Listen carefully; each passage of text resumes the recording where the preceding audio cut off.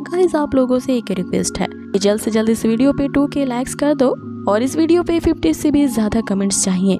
जल्दी से हमारा ये टारगेट पूरा कीजिए ताकि आपको इसका अगला एपिसोड और भी जल्दी मिल सके, क्योंकि जितना ज्यादा आप सपोर्ट करेंगे वीडियो को मैं और भी ज्यादा जल्दी लाने की कोशिश करूंगी। जैसा कि हमने लास्ट एपिसोड में देखा था कि किनान के साथ अब सभी लोग भी वोयांग पैविलियन के सेकंड लेवल के असेसमेंट में होते हैं, जहां पे उन्हें अपनी बो की स्किल पावर दिखाने के लिए एक बड़े से माउंटेन पे हिट करना होता है और इसमें केवल टॉप 5 डिसाइपल जो होंगे वही सिर्फ आगे के असेसमेंट में जा पाएंगे। अब आगे सभी ने इस असेसमेंट में अपने अपने बो लेवल स्किल्स को जांच लिया होता है और सिर्फ किनान की ही बारी होती है। यहीं से एपिसोड की शुरुआत होती है, जहां हम देखते हैं कि किनान ये कहते हुए अपने तीर को कमान से छोड़ देता है कि मुझे इसे शूट करने के लिए किसी मार्शल आर्ट की जरूरत नहीं है, मैं केवल अपने स्ट्रेंथ के बलबूते पे ही इस तीर को चांद तक भेज सकता हूँ। अब आगे किनान जैसे ही एक जोरदार हिट उस तीर के साथ करता है, वो सीधा जाकर के उस माउंटेन के बीचों बीच हिट करती है और ये देख करके सभी लोग हैरान रह जाते हैं कि उसकी बो स्किल जो लेवल है वो 99,999 तक की है। मीन्स कि 1 लाख स्किल लेवल पावर तक पहुंचने के लिए सिर्फ एक ही अंक की उसे कमी पड़ी है। अब किनान ने तो यहाँ भी रिकॉर्ड तोड़ दिया होता है। आज से पहले किसी ने भी इस माउंटेन पे इतना जोरदार हिट नहीं किया होता है जिसकी स्किल लेवल 99,999 तक पहुंच जाए। अब जैसा कि किनान यहाँ अपने आप पे बहुत प्राउड होता है और वो होयांग से पूछने लगता है कि अब तुम इस रिजल्ट के बारे में क्या कहना चाहोगे, जिसपे होयांग यहाँ किनान से कहने लगता है कि तुम्हें इतना भी ज्यादा अपने आप पर प्राउड नहीं करना चाहिए, क्योंकि इस पैविलियन में ऐसे बहुत सारे असेसमेंट हैं, उन सभी में देखना मैं तुमसे ज्यादा बेटर होऊंगा। जिसमें किनान उससे पे प्राउडली कहता है कि मैं तो घमंड करूंगा ही, अगर तुम्हारी हिम्मत है तो मुझे रोक करके दिखा लो। यहाँ वो उसे चिढ़ाता भी है और अपनी कामयाबी के बड़ी मजे लेता है। अब आगे जो इंस्ट्रक्टर होता है वो टॉप 5 के डिसाइपल्स को अगले लेवल के असेसमेंट में जाने की इजाजत दे देता है और बाकी के सभी जो 11 डिसाइपल होते हैं वो तुरंत ही उस वोयांग पैविलियन से एलिमिनेट कर दिए जाते हैं, जिसके कारण तुरंत ही वो पैविलियन से बाहर निकाल दिए जाते हैं। साथ ही उन सभी 5 डिसाइपल को असेसमेंट में रैंक लाने के लिए अच्छा खासा रिवॉर्ड दिया जाता है और सबसे ज्यादा रिवॉर्ड का हकदार यहाँ पे किनान होता है, क्योंकि उसने इस असेसमेंट में फर्स्ट प्लेस की पोजीशन जो हासिल की थी। अब आगे किनान के जो मास्टर होते हैं वो भी किनान की इस अचीवमेंट पे प्राउड कर रहे होते हैं। वो दूसरे एल्डर फांगा से कहने लगते हैं कि मुझे माफ कर दो, इस बार फिर मेरे ही डिसाइपल ने सेकंड लेवल के असेसमेंट में भी फर्स्ट प्लेस की रैंकिंग हासिल की है और तुम्हें इतना यहाँ मुंह लटकाने की जरूरत नहीं है, क्योंकि मैं पहले से ही जानता था कि मेरा डिसाइपल किनान जो है उसकी स्ट्रेंथ से तुम लोगों का अभी तक पाला नहीं पड़ा है। और रही बात तुम्हारे उस डिसाइपल होयांग की, तो वो किनान के सामने कुछ ज्यादा ही कमजोर निकला। ऐसा कहते हुए किनान के मास्टर यहाँ पे खूब उस एल्डर की खिल्ली उड़ा रहे होते हैं। दूसरी तरफ एल्डर फांगा जो है वो चुपचाप से इन सभी बातों को सुन रहे होते हैं और लेकिन अंदर ही अंदर वो गुस्से से तिलमिला रहे होते हैं। इधर वापस से हमें वोयांग पैविलियन के अंदर का सीन दिखाया जाता है, जब किनान उस माउंटेन को भेद देता है वो पूरा पहाड़ी वहाँ पे धराशायी हो जाता है, जिसे देख करके वो इंस्ट्रक्टर भी हैरान रह जाता है, क्योंकि पहली बार इस तरह के डिसाइपल से उसका पाला पड़ा था। अब आगे अगले सीन में हम देखते हैं कि सभी 5 डिसाइपल को नेक्स्ट लेवल के असेसमेंट में भेज दिया जाता है, जहाँ भी उन सभी को एक स्ट्रेंज सी ऑरा का अनुभव होता है। इस ऑरा को फील करने के बाद वे लोग समझ जाते हैं कि यहाँ इस जगह की स्पिरिचुअल एनर्जी बहुत ही ज्यादा है, कि तभी वहाँ पे 3rd लेवल की इंस्ट्रक्टर आती है जो कि एक ओल्ड वुमेन होती है। वो सीनियर यहाँ पे आते ही बताती है कि इस केव में जहाँ पे तुम लोग आए हो वहाँ की स्पिरिचुअल एनर्जी इतनी ज्यादा है कि तुम सभी इसे एब्जॉर्व करने के बाद भी इसकी डेंसिटी का यहाँ पता नहीं लगा पाओगे। आगे वो उन सभी को इस 3rd लेवल के असेसमेंट का टास्क बताती हैं कि तुम सभी को यहाँ की स्पिरिचुअल एनर्जी को एक जगह इकट्ठा करके एक स्पिरिचुअल पिल का निर्माण करना होगा, लेकिन इस स्पिरिचुअल पिल को बनाने के लिए तुम्हें एक अगरबत्ती यानी कि इंसेंस स्टिक का इस्तेमाल करना होगा। जो भी मैजिकल पिल को बनाते हुए उसकी गहनता को कंडेंस कर पाएगा, सिर्फ वो ही 4th लेवल के असेसमेंट में इंटर कर पाएगा। जिस पे रॉलिंग उनसे पूछती है कि एक स्पिरिचुअल पिल को बनाने के लिए सबसे पहले एक एल्केमी मास्टर को एक एल्केमी फर्नेस यानी एक हांडी की जरूरत होती है, तो हमें वो अल्केमी फर्नेस कहाँ मिलेगा। जिस पे वो बूढ़ी औरत उन्हें बताती है कि यहाँ पे कोई तुम्हें अल्केमी फर्नेस नहीं मिलेगा। अगर ये स्पिरिचुअल पिल को बनाना इतना ही आसान होता और उसे बनाने के लिए तुम्हें एक हांडा दिया जाता, तो इतना आसान असेसमेंट तो सिर्फ दिखावे का ही रह जाता और इसे 3rd लेवल का असेसमेंट नहीं कहा जाता। और तुम सभी को क्या लगता है कि 3rd लेवल पे आकर के तुम्हें इतना इजी टास्क दिया जाएगा?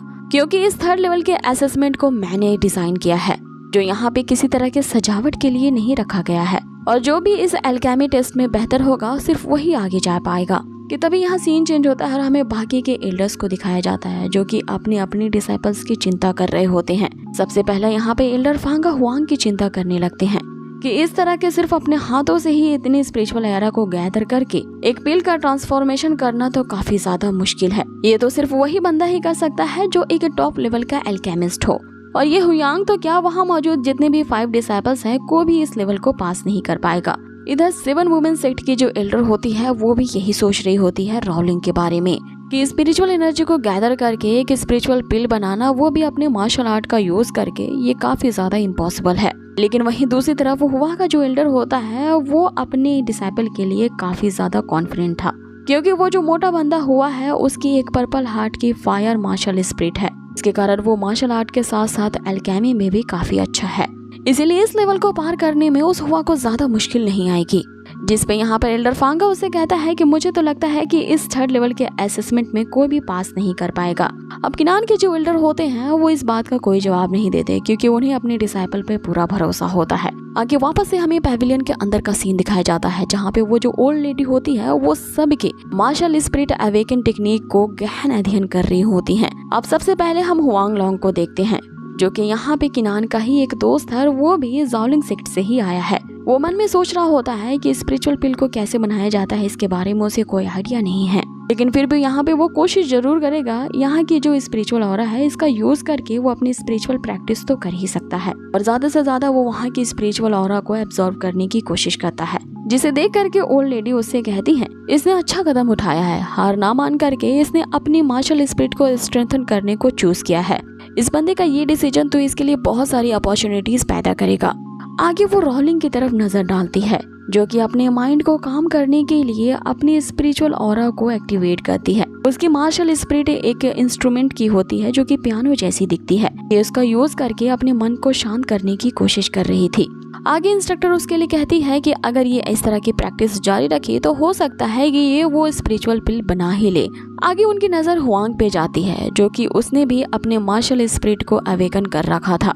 उसकी मार्शल स्पिरिट एक एंशिएंट शॉट की होती है, जो कि एक स्ट्रॉन्गेस्ट मार्शल सोल है, लेकिन फिर भी ओल्ड वुमन इससे कहती है कि इससे तो ना हो पाएगा। आगे वो हुआ की मार्शल स्पिरिट को चेक करती हैं, जो कि एक purple heart fire marshal spirit होता है, और ऐसी स्पिरिट किसी भी स्पिरिचुअल पावर को आसानी से रिफाइन कर सकता था। वो उस हुआ के लिए कहती है कि अब इस बंदे में कुछ इंटरेस्टिंग है।